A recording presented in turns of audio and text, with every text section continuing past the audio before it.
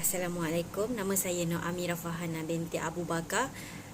Matrik number JP112021. Alam sekitar adalah salah satu elemen yang penting dalam kehidupan manusia dan makhluk sekeliling.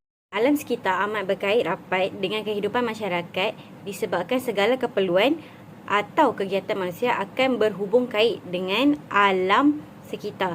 Contohnya, badan manusia memerlukan sayur-sayuran yang mengandungi serat bagi membekalkan vitamin dan zat-zat penting untuk pertumbuhan tubuh badan. Alamlah yang membekalkan sayur-sayuran, buah-buahan untuk manusia. Oleh yang demikian, alam ini haruslah dipelihara, sama ada dari segi habitat, ekologi, dengan menitik beratkan kesan buruk pembangunan yang dirangka tanpa mengambil kira kemusnahan alam sekitar. Kefahaman mengenai etika alam sekitar perlu diketahui terlebih dahulu sebelum membincangkan tajuk ini dengan lebih lanjut serta isu ini dikupas satu persatu. Assalamualaikum warahmatullahi wabarakatuh. Saya Wan Ahmad Faiz bin Wan Amarina, nombor matrik JP1197/21. Topik saya pada hari ini ialah teori pembentukan etika. Beberapa teori telah digunakan oleh tokoh-tokoh etika sejak dahulu lagi seperti teori deontologi dan teori teleologi. Deontologi sering dikaitkan dengan tokoh falsafah iaitu Immanuel Kant. Deontologi berasal daripada perkataan deon iaitu wajib dan logos bermaksud ilmu. Teori non-konsekuensialis atau deontologi adalah sesuatu tindakan atau keputusan yang dinilai baik atau buruk adalah berdasarkan kesesuaian kewajipan seseorang itu. Sebagai contoh, menjaga kelestarian alam sekitar adalah dianggap baik kerana ia adalah kewajipan moral setiap insan. Teori konsekuensialis atau teleologi berasal dari telos, iaitu tujuan, dan logos yang bermaksud ilmu atau teori. Jika teori deontologi berkaitan tindakan berdasarkan kewajipan mutlak, teori teleologi pula menilai tindakan baik atau buruk berdasarkan akibat yang timbul ke atas perbuatan tersebut. Etika teologi kebiasaannya diperoleh melalui pemikiran rasional yang difikirkan mana tindakan adalah yang baik. Sebagai contoh, kod etika teleologi didapati di dalam etika kedoktoran, di mana ia dibentuk berdasarkan pengalaman kedoktoran lepas dan akibat yang diharapkan akan timbul dari penggunaan kod etika tersebut. Sebagai seorang manusia, kita dipertanggungjawabkan untuk menjaga warisan alam sekitar sejak turun-temurun dan teruskannya demi kelestarian masa hadapan. Syukurlah masyarakat pada hari ini mempunyai kesedaran yang tinggi tentang kesan pencemaran alam sekitar terhadap bumi, iaitu boleh mendatangkan kejadian bencana alam yang tidak dijangka. Contohnya, program penanaman pokok di sekolah-sekolah, pejabat dan kawasan rekreasi adalah contoh kelakuan beretika terhadap alam sekitar. Pada tahun 2005, Kementerian Air, Tanah dan Sumber Asli telah melaksanakan program penanaman pokok bakau dan spesies-spesies lain di kawasan pesisiran pantai. 3 objektif utama program tersebut adalah supaya 1. Pantai akan menjadi lebih stabil dengan lapisan pelindungan semula jadi penanaman pokok tersebut pada masa hadapan. 2. Untuk mewujudkan kawasan zon penimbal yang lebih stabil dan kukuh supaya dapat mengurangkan kos perbelanjaan yang tinggi dalam kerja-kerja pelindungan di pantai serta akhir sekali. Nombor 3. Supaya kawasan hutan paya laut di pesisiran pantai menjadi koridor habitat yang penting dan meningkatkan hayat habitat marine dan organisma. Assalamualaikum warahmatullahi wabarakatuh. Nama saya Nur Arifah binti Abdullah, matrik number JP1119/21. Di sini saya akan berikan beberapa contoh tidak beretika terhadap alam sekitar. Yang pertama adalah pelepasan gas beracun seperti gas nitrogen, sulfur dioksida, hidrokarbon dan karbon dioksida daripada aktiviti kilang dan pembangunan, di mana ia akan menyebabkan gangguan pernafasan kerana banyak habuk-habuk yang berterbangan di udara. Contoh kejadian pencemaran udara yang berlaku di Pasir Gudang pada tahun 2019. Kedua adalah pembuangan sisa toksik dari kilang perindustrian ataupun pembangunan yang dilepaskan ke dalam sungai-sungai yang berhampiran. Ia akan menyebabkan hidupan air terancam, manakala air yang mengandungi sisa toksik dan bahan logam akan mendatangkan pelbagai penyakit kepada manusia. Contohnya seperti sakit kanser, sakit kepala dan sebagainya. Ketiga adalah pembuangan sampah sarap di rata-rata kawasan. Contoh kejadian berlaku di Teluk Senangin, Perak, di mana walaupun tong sampah telah disediakan, namun masih ada segelintir pihak yang masih membuang sampah seperti sisa makanan, sisa minuman, bekas makanan, bekas minuman, plastik, polystyrene dan sebagainya. Ini akan menyebabkan sektor pelancongan di kawasan tersebut terjejas. Yang keempat adalah penebangan hutan secara berleluasa dan tidak terkawal. Ia juga akan mengakibatkan kerosakan habitat, pemanasan global, kehilangan sumber biodiversiti serta peningkatan gas karbon dioksida ke atmosfera. Selain itu, ia boleh menyebabkan beberapa masalah seperti kepupusan flora dan fauna. Kelima adalah melakukan pembakaran secara terbuka dan tidak terkawal, di mana ia merupakan salah satu punca pada peningkatan suhu dunia dan ia juga boleh menyebabkan masalah jerebu. Keenam adalah penggunaan bahan kimia dalam kehidupan seharian, juga boleh memberi kesan kepada alam sekitar. Contohnya penggunaan gas aircon iaitu R11 dan R12 yang memberi kesan kepada penipisan ozon. Saya Siti Farah Faiza binti Sabri, nombor matriks JP113321. Faktor masyarakat tidak beretika terhadap alam sekitar adalah mereka kurangnya kesedaran dalam menjaga alam sekitar. Hal ini kerana mereka tidak sedar bahawa tanggungjawab manusia terhadap alam sekitar amat besar dan akan memberi kesan yang buruk terhadap iklim manusia. Perkara ini dapat dilihat apabila mereka melakukan aktiviti pembakaran secara terbuka, sama ada di taman perumahan dan pembakaran hutan, akan memberikan kesan terhadap penipisan lapisan ozon pada permukaan bumi yang boleh memberi kesan pemanasan global pada penduduk bumi. Secara tidak langsung, pencemaran udara juga akan berlaku seperti jerebu yang menyebabkan masalah kesihatan terhadap manusia. Sebagai contoh, sesak nafas, pedih mata dan penglihatan menjadi kabur. Bagi mereka yang tiada pengetahuan tentang penjagaan alam sekitar, boleh mendapatkan maklumat dengan mudah melalui penggunaan internet berbanding zaman dahulu hanya mendapatkan maklumat melalui media-media tradisional seperti radio, surat khabar dan televisyen. Jika masyarakat tidak mempunyai usaha dalam meningkatkan kesedaran terhadap kepentingan alam sekitar, maka kepupusan flora dan fauna menjadi lebih serius. Seterusnya, masyarakat juga mempunyai sikap yang tamak yang inginkan keuntungan diri semata-mata. Mereka melakukan aktiviti pembalakan secara tidak terkawal dan perdagangan kayu balak secara haram demi mendapatkan keuntungan wang ringgit. Sikap ini wujud akibat daripada permintaan tinggi dalam sektor ekonomi, menyebabkan kepentingan terhadap alam sekitar tidak diendahkan. Bagi mengatasi masalah ini, pihak berkuasa mestilah mengetatkan undang-undang di bawah Akta Perhutanan Negara 1984 dengan kegiatan yang melanggar akta ini. Sebagai contoh, pembalakan tanpa kawalan seperti penembangan pokok di kawasan yang tidak dibenarkan, pembalakan di luar kawasan lesen yang juga diklasifikasikan sebagai pembalakan haram, dan penerokaan tanah kerajaan secara haram untuk tujuan pertanian. Akhir sekali, kita dapat lihat di mana terdapat segelintir masyarakat yang kurang prihatin terhadap alam sekitar, di mana mereka sering membuang sampah merata-rata sehingga tidak mengendahkan orang sekeliling mereka.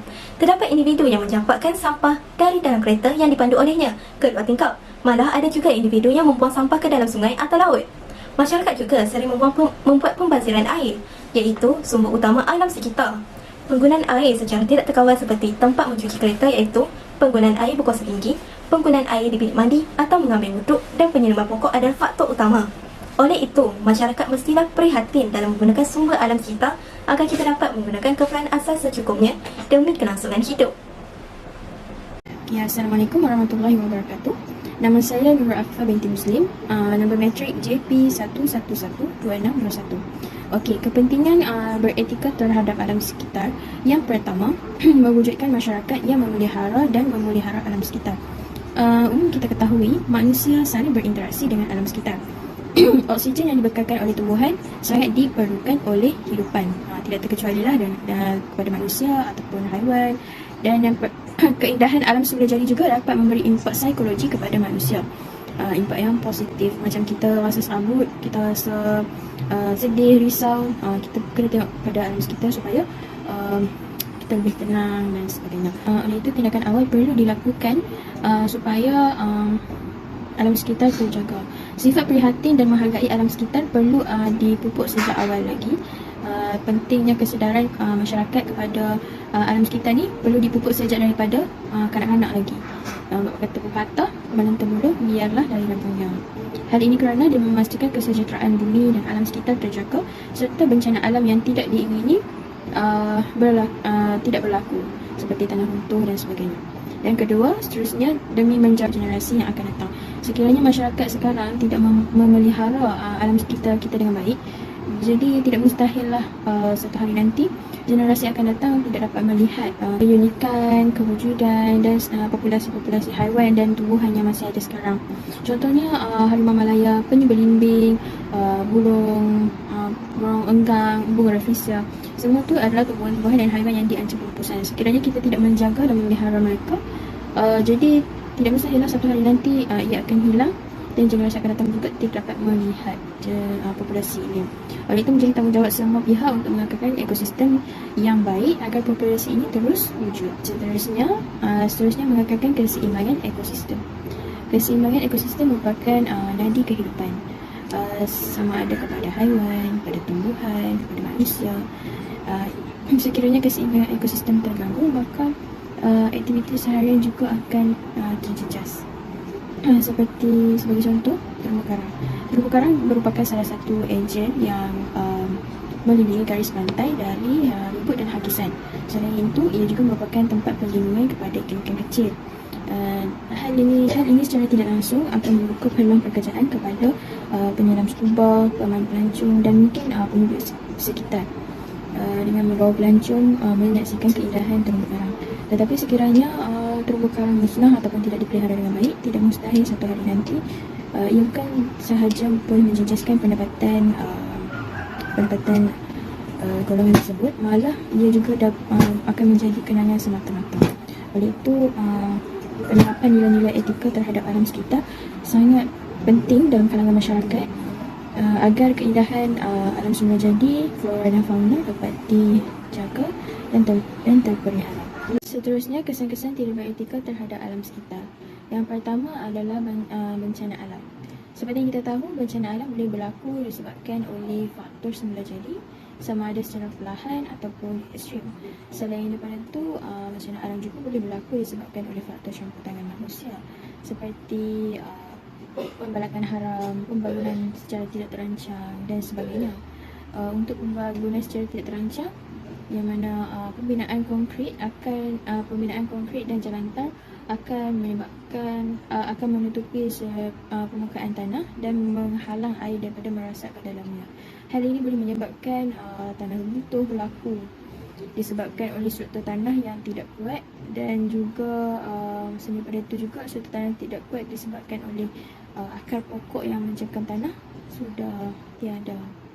Oleh itu, sama ada pihak kerajaan maupun masyarakat perlu memainkan peranan penting demi memastikan kesejahteraan alam sekitar terpelihara, seperti menjaga kebersihan sungai, memelihara alam sekitar serta menjaga khazanah alam.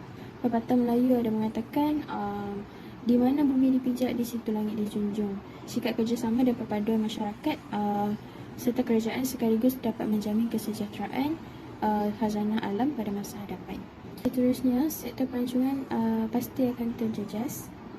Hal ini kerana Malaysia merupakan sebuah negara yang berada di tangga ke-7 di benua Asia dalam indeks pelancongan, dan perjalanan alam semula jadi di Malaysia tidak kurang hebatnya dari segi ekosistem marin, hidup bukit bukau, pulau-pulau, pantai dan sebagainya di Malaysia juga melumpuhi 2011.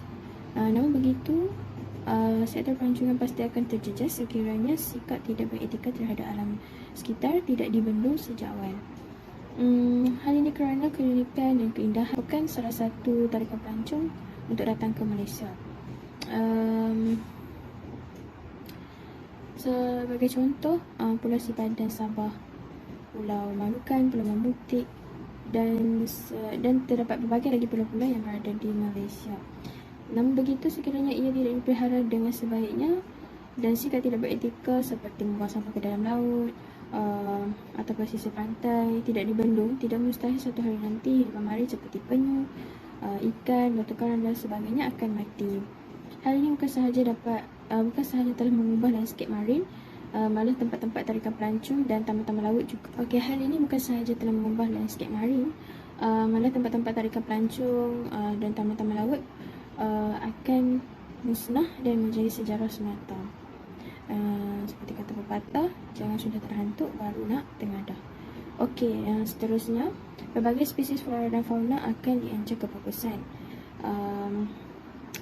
Hal ini kerana aktiviti tidak beretika manusia terhadap alam sekitar seperti pembalakan haram, pemburuan haram serta pembangunan tidak terancam merupakan antara salah satu faktor yang menyebabkan habitat senar jadi flora dan fauna rosak. Misalnya penurunan populasi harimau Malaya di Malaysia. Menurut Jabatan Perlindungan Hidupan Liar dan Taman Negara Perkhidmatan, harimau Malaya diancam kepupusan. Di sekitar tahun 2016 sehingga 2018 didapati bahawa bilangan populasi harimau Malaya didapati kurang daripada 200 ekor. Okey, fenomena ini merupakan fenomena yang serius. Sekiranya tindakan drastik tidak dilakukan untuk membendung masalah seperti ini, tidak mustahil dalam jangkaan tempoh 5 tahun hingga ke 10 tahun akan datang, Malaysia akan kehilangan spesies ini serta spesies flora dan fauna yang lain yang terancam kepupusan. Sekaligus akan menyebabkan kepupusan terhadap flora dan fauna ini. Okey, seterusnya langkah-langkah untuk mengatasi sikap tidak beretika terhadap alam sekitar.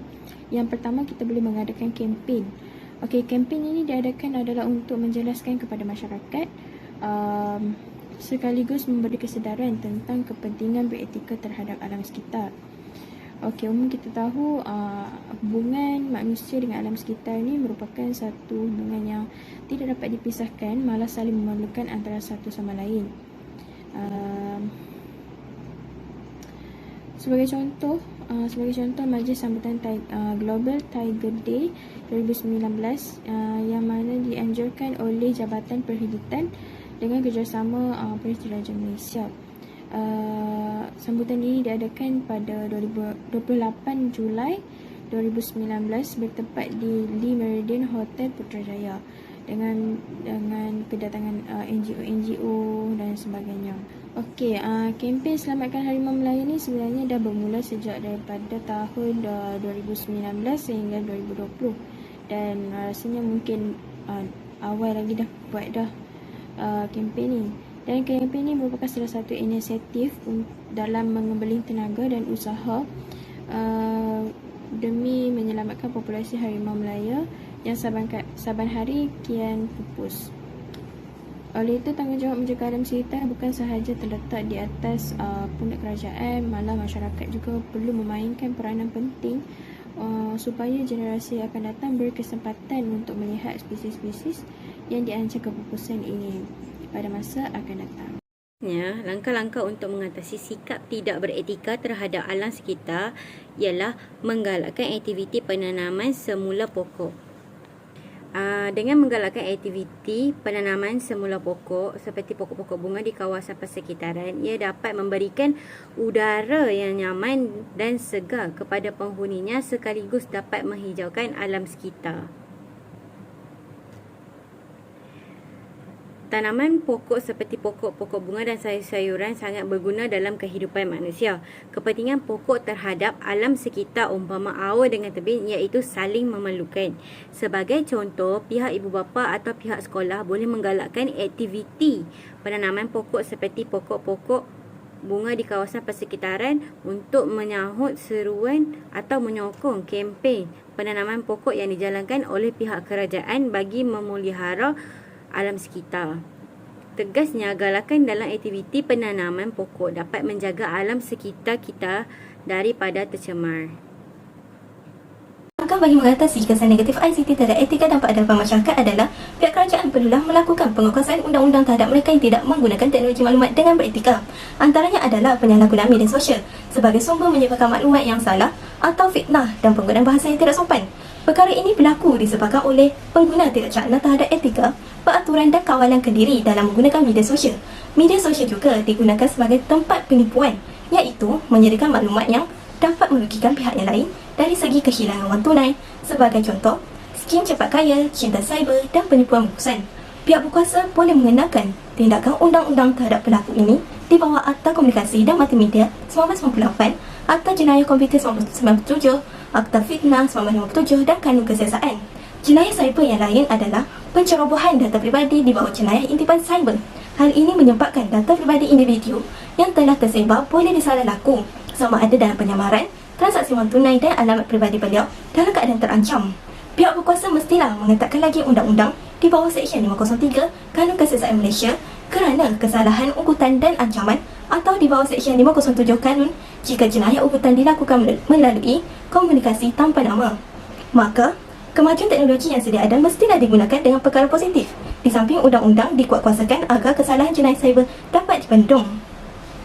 Tambahan pula, peranan pihak sekolah adalah penting dengan mengadakan kempen penggunaan teknologi secara positif di sekolah. Antaranya, pihak sekolah boleh mengadakan program bimbingan remaja seperti motivasi, kempinan insan dan kelab pencegahan jenayah bagi mengatasi pelajar melakukan perkara yang tidak bermoral.